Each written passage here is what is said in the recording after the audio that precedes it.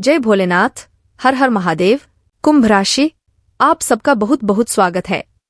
मित्रों, आने वाले समय में उम्मीद की नई किरण जागने वाली है, तो ऐसे में 4 भयंकर घटना होकर रहेगी जो हम आगे इस वीडियो में बताएंगे। मित्रों, अब आने वाले समय में आपके घर संसार में खुशियां ही खुशियां भर जाएंगी। आपका काम, धंधा, व्यापार सब बहुत अच्छे चलेगा और आपके जीवन में, आपके घर में पैसे की बारिश होने लगेगी। और यह सब कब होगा? जब आप हमारे बताए हुए ये कुछ जरूरी काम करेंगे तब।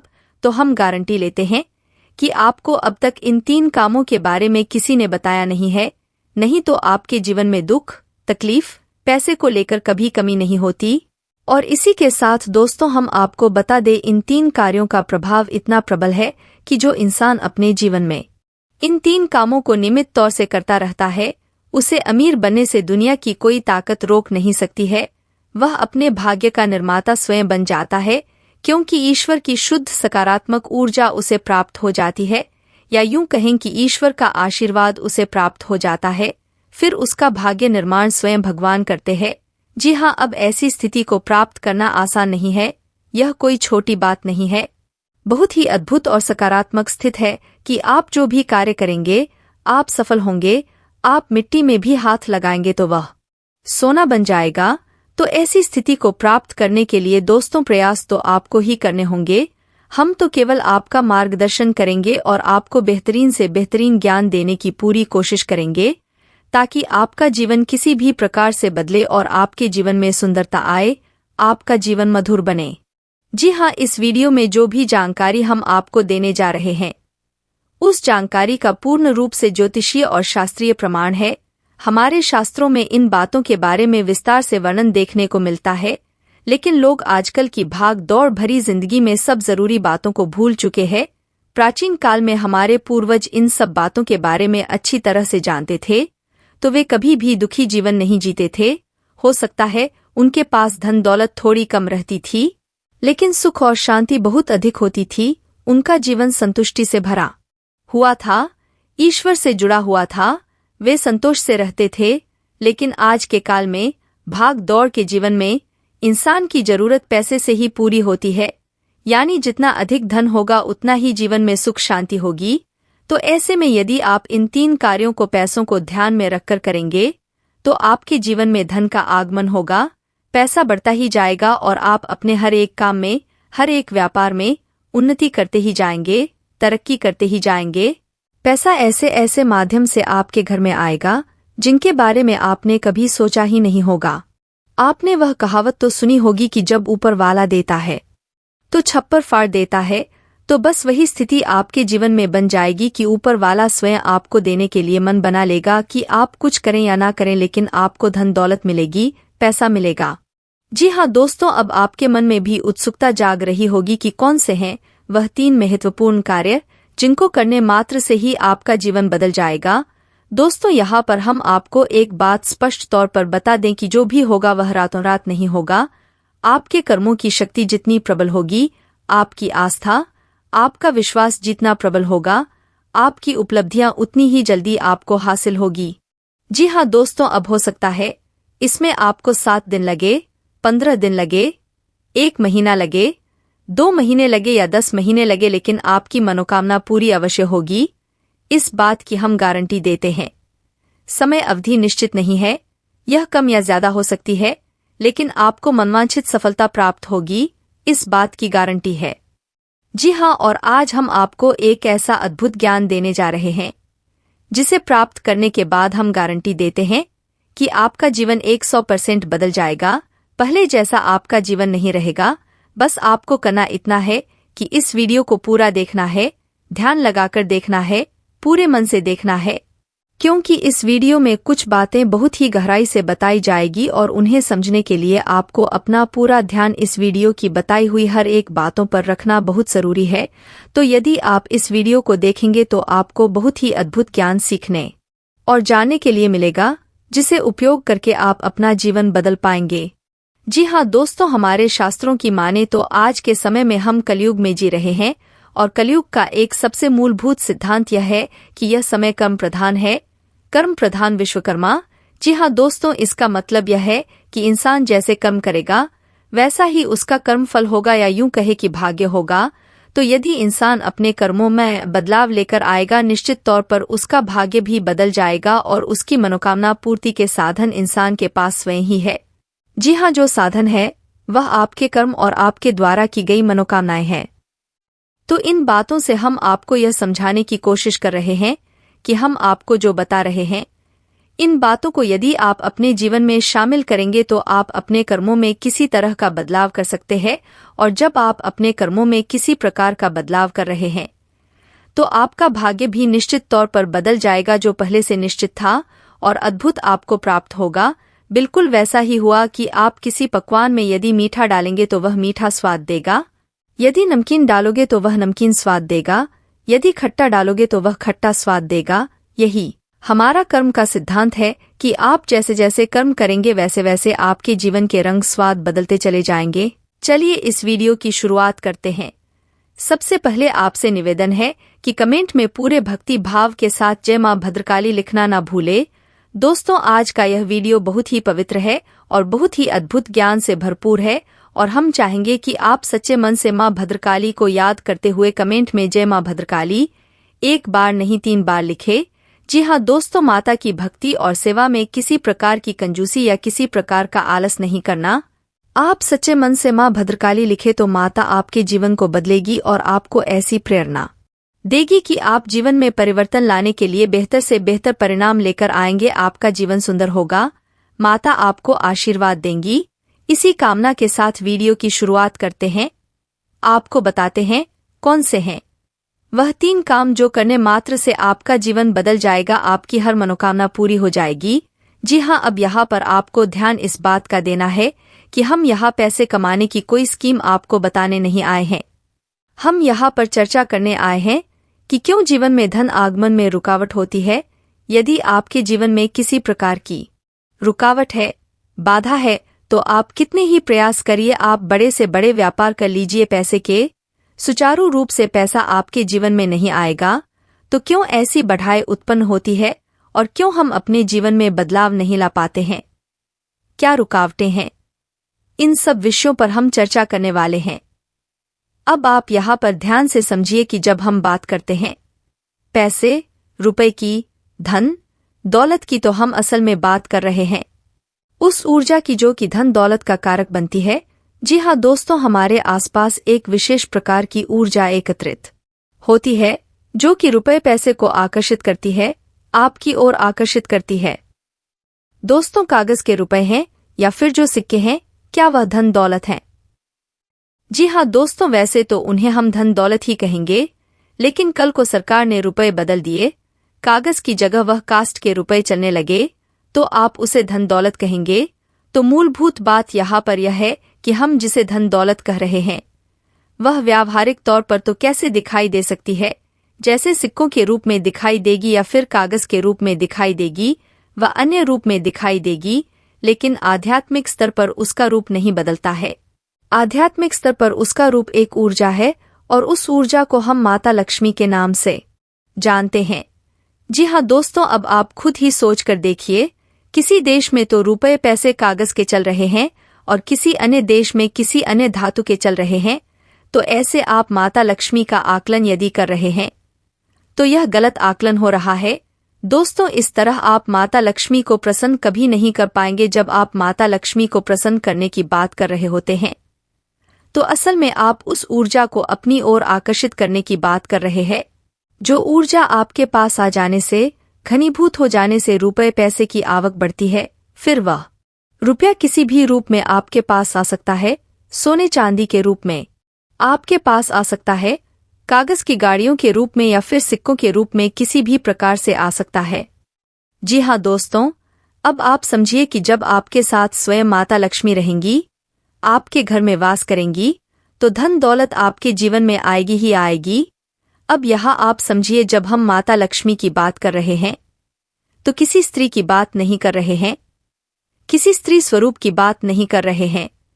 हम आध्यात्मिक तौर पर एक विशेष प्रकार की ऊर्जा की बात कर रहे हैं।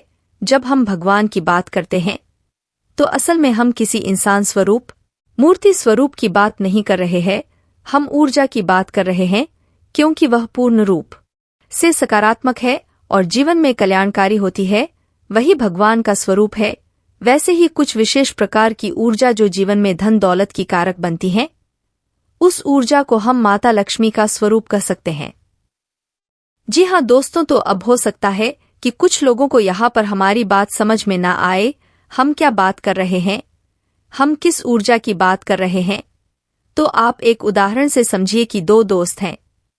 एक दोस्त ने चाय की दुकान खोली, दूसरे दोस्त ने भी चाय की दुकान खोली।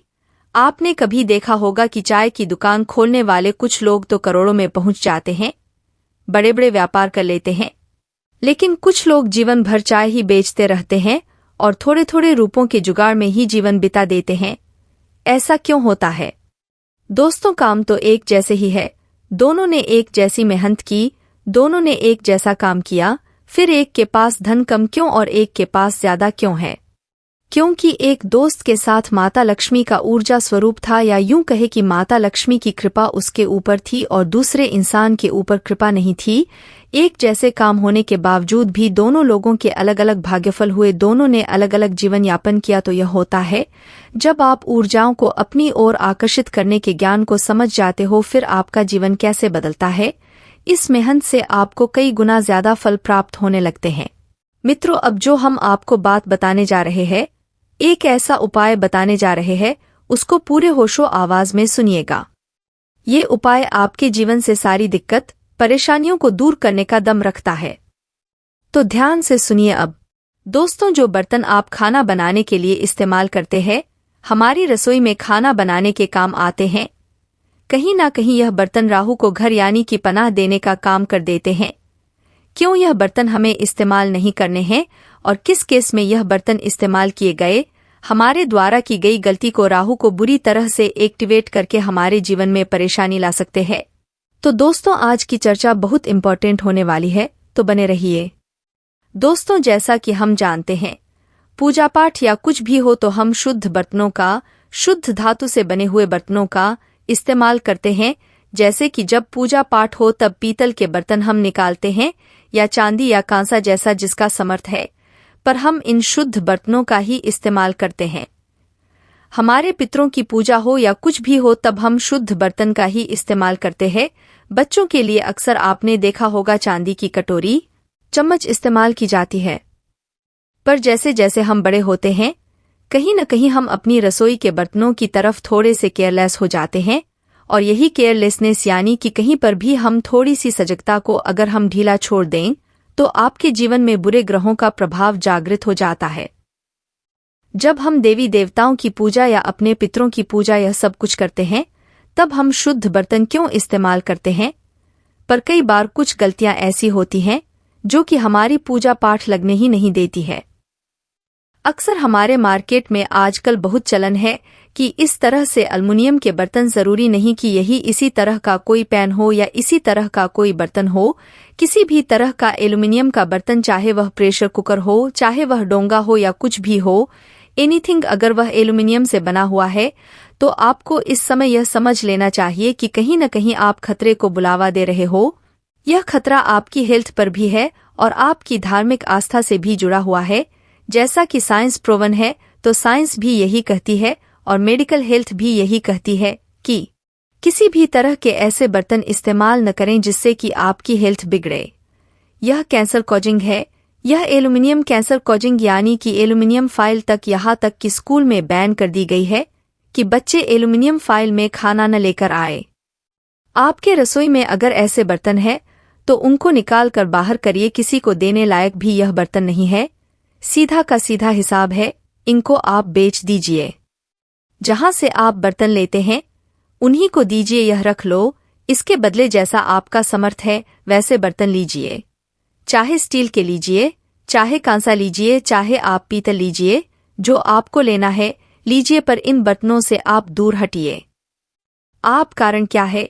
कारण समझिए। सबसे पहले एल्युमिनियम जो कि राहु से संबंध रखता है, और जिनको भी राहु संबंधी परेशानियां आ रही है या राहु उनकी कुंडली में कहीं नेगेटिव प्रभाव डाल रहा है। नेगेटिव प्लेसमेंट क्या होती है? पहला भाव, 5वां भाव, 7वां भाव, 8वां भाव और 11वां भाग। अगर इन भाव में कहीं पर राहु बैठा हुआ है तो भाई साहब आपके लिए एल्युमिनियम समझ लीजिए जहर है, और जब यह परेशानी देगा तब आप इन बर्तनों को हटाओ तो कोई फायदा नहीं है। अभी भी समय है, इन बर्तनों को हटा दीजिए वरना यह आपके जीवन में बहुत भारी चोट लेकर आ सकते हैं। बहुत भारी नुकसान, जान और माल दोनों का ही नुकसान आ सकता है। अब सबसे पहली चीज जो आपको मैंने साइंटिफिकली रीजन देकर आपको समझाई और दूसरी एस्ट्रोलॉजिकल रीजन के साथ समझाई, इन दोनों को ही समझाए। अब देखिए, मार्केट में पीतल मिल जाता है, कांसा मिल जाता है। पहली बात तो यह समझे, आप जो भी पूजा पाठ कर रहे हो, जो भी आप देवी देवताओं को भोग अर्पित कर रहे हो, वह शुद्ध बर्तनों में ही किया जाता है। क्यों अक्सर हमारे बड़े बुजुर्ग इन चीजों पर जोर दिया करते थे कि हमेशा शुद्ध धातु के बर्तनों का इस्तेमाल करें। अगर आप ऐसे बर्तनों में पूजा पाठ का सामग्री बना रहे हैं तो क्या लगता है आपको पूजा पाठ स्वीकार होगी? नहीं होगी, क्योंकि वह अशुद्ध हो गया है। सब कुछ अशुद्ध है और अशुद्ध चीजें देवी देवताओं को चढ़ाने पर आपको पुण्य नहीं मिलता। आप कहीं न कहीं पाप के भागी बन जाते हैं और परेशानियां बढ़ जाती है।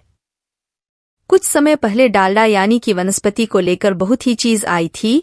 हार्ट ब्लॉकेज करता है, प्रॉब्लम करता है, तो डालडा एक समय में बंद हो गया। वह तब बंद हुआ जब लोगों को पता लगा कि हाँ, एक्चुअल में इससे प्रॉब्लम होती है। इसी तरीके से एल्युमिनियम की चीजें अब चलन में आ गई है। लोग बहुत जोर शोर से इन चीजों को बंद कर रहे हैं, पर आप पीछे न रह जाओ इन बीमारी वाली चीजों से दूर हटने के लिए। इसीलिए इनको हटाओ, किसी भी तरीके से हटाओ। आपको खाना खाना है, कोशिश करिए चाहे एक कटोरी ही खरीद लीजिए, अगर थोड़ा और समर्थ है तो और खर्चा कर लीजिए।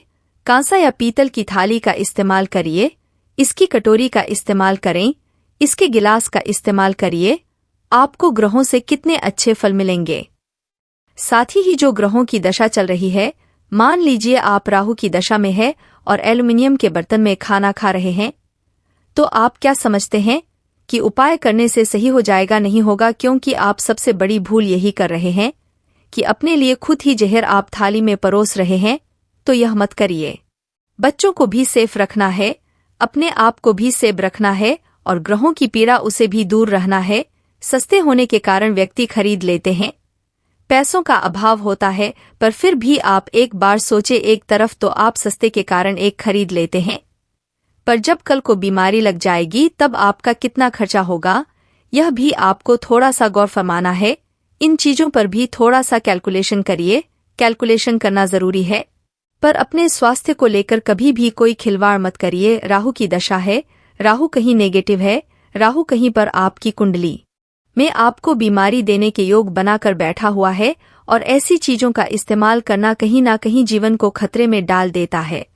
आजकल का देखिए, खानपान रहन सहन बहुत ही डिस्टर्ब है और जरा जरा सी गलतियां हमारे जीवन को काटती है, यानी कि लाइफ स्पैन को कम कर देती हैं। तो आपका अगर लाइफ स्पैन ही कम होगा, जीवन की एक अवधि ही कम होगी, तो आप क्या जिम्मेदारियां निभा लोगे? आप क्या बच्चों की शादियां या अपने नाती पोतों को देख पाओगे? नहीं देख पाओगे। आपके जो सपने हैं वह अधूरे ही रह जाएंगे, और अधूरे सपने लेकर मरा हुआ व्यक्ति हमेशा भटकता है। अपनी आत्मा को भटकने मत दीजिए, बहुत दूर तक की सोचिए और इस चीज पर आप गौर फरमाइए। बहुत सी बातें हैं हमारे इर्द गिर्द, उनकी तरफ हम चलो बाद में भी सोच सकते हैं। पहले उन बातों पर ध्यान दीजिए जो आपके बिल्कुल क्लोज कनेक्शन में है। आपकी रसोई, आपका घर, आपके बाल बच्चे, आपका खानपान, आपका रहन सहन, जो आप कर रहे हैं, इन्हीं चीजों को तो सुधारना है। अब इतनी बातें समझकर आप समझ गए होंगे कि आज के दिन से तौबा कर लीजिए। अब मान लीजिए राहु आपको परेशान कर रहा है, तो सिंपल सा एक उपाय होता है जो मैं अक्सर आप लोगों को बताता हूँ। ऐसे केस में आपको एक लाल कपड़े की चौकोर थैली बना लेनी है। यह फोटो में भी देखिए आप किस तरह से होती है। चौकोर कपड़े के अंदर 1 चम्मच हरी सौंफ, 1 चम्मच चीनी डाल लीजिए। अगर नहीं मिलती है देसी खांड, वैसे देसी खंड डाली जाती है, नहीं मिलती है तो चीनी डाल लीजिए। जो लोग कुछ नहीं कर पा रहे हैं, जिन लोगों के पास व्यवस्था ही नहीं है, जो अब्रॉड में रहते हैं, वह लोग चीनी डाल सकते हैं। कुछ न होने से तो बेहतर कुछ तो डालिए। डालकर आप इसके अंदर 1 लाल मूंगा, रेड कोरल होता है, वह डाल लीजिए। इसको चौकोर सिलाई करके सुई धागे से अपनी तकिया या अंडर पिलो या फिर मैटर्स के नीचे हेड साइड जरूर रखिए, और अगर अपने बैग में रख सकते हो तो भी रख लीजिए, दोनों जगह आपकी रहेगी। अब यह राहु को कंट्रोल करेगी। जो राहु डिस्बैलेंस हो गया है और आपके जीवन को डिस्बैलेंस कर रहा है, उसको कंट्रोल करेगी।